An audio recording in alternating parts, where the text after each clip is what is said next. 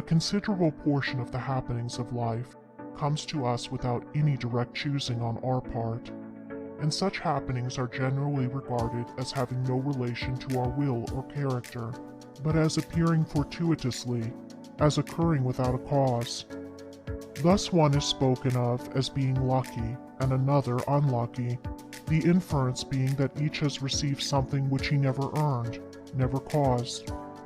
Deeper thought and a clearer insight into life convinces us, however, that nothing appears without a cause, that cause and effect are always related in perfect adjustment and harmony. That being so, every happening directly affecting us is intimately related to our own will and character, is indeed an effect justly related to a cause having its seat in our consciousness. In a word, involuntary happenings of life are the results of our own thoughts and deeds. This, I admit, is not apparent on the surface, but what fundamental law, even in the physical universe, is so apparent? If thought, investigation, and experiment are necessary to the discovery of the principles which relate one material atom to another, even so are they imperative to the perception and understanding of the mode of action which relate one mental condition to another. And such modes, such laws, are known by the right doer, by him who has acquired an understanding mind by the practice of true actions. We reap as we sow. Those things which come to us, though not by our own choosing, are by our own causing. The drunkard did not choose the delirium tremens or insanity which overtook him, but he caused it by his own deeds. In this case, the law is plain to all minds, but where it is not so plain, it is nonetheless true. Within ourselves is the deep-seated cause of all our sufferings, the spring of all our joys. Alter the inner world of thoughts, and the other world of events will cease to bring you sorrow. Make the heart pure, and to you all things will be pure, all occurrences happy and in true order. Within yourselves deliverance must be sought. Each man his prison makes. Each hath such lordship as the loftiest ones. Nay, for with powers above, around, below, as with all flesh and whatsoever lives, act maketh joy or woe. Our life is good or bad, enslaved or free, according to its causation in our thoughts. For out of these thoughts spring all our deeds, and from these deeds come equitable results. We cannot seize good results violently, like a thief, and claim and enjoy them, but we can bring them to pass by setting in motion the cause within ourselves. Men strive for money, sigh for happiness, and would gladly possess wisdom, yet fail to secure these things, while they see others to whom these blessings appear to come unbidden. The reason is that they have generated causes which prevent the fulfillment of their wishes and efforts.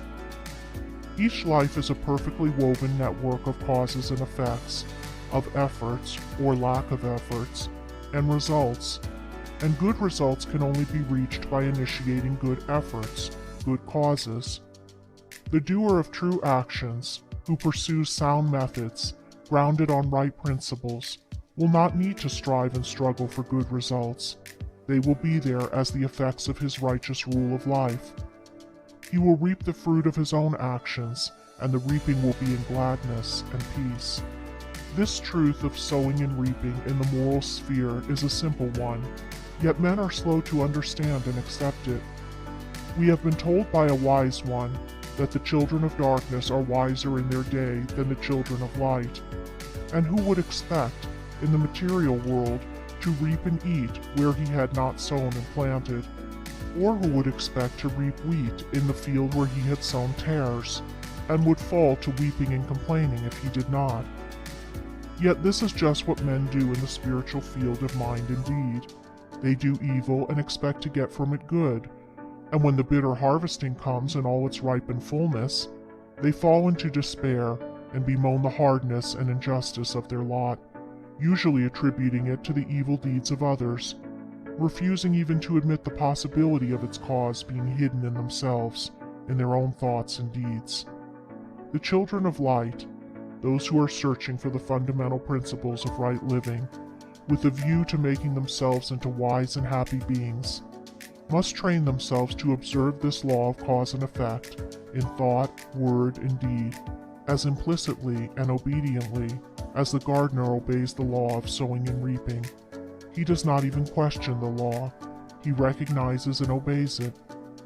When the wisdom which he instinctively practices in his garden is practiced by men in the garden of their minds, when the law of the sowing of deeds is so fully recognized that it can no longer be doubted or questioned, then it will be just as faithfully followed by the sowing of those actions which will bring about a reaping of happiness and well-being for all. As the children of matter obey the laws of matter, so let the children of spirit obey the laws of spirit, for the law of matter and the law of spirit are one, but they are two aspects of one thing, the outworking of one principle in opposite directions. If we observe right principles or causes, wrong effects cannot possibly accrue. If we pursue sound methods, no shoddy thread can find its way into our web of life, no rotten brick enter into the building of our character to render it insecure. And if we do true actions, what but good results can come to pass? For to say that good causes can produce bad effects is to say that nettles can be reaped from a sowing of corn. He who orders his life along the moral lines thus briefly enunciated will attain to such a state of insight and equilibrium as to render him permanently happy and perennially glad. All his efforts will be seasonally planted, all the issues of his life will be good, and though he may not become a millionaire, as indeed he will have no desire to become such, he will acquire the gift of peace, and true success will wait upon him as its commanding master.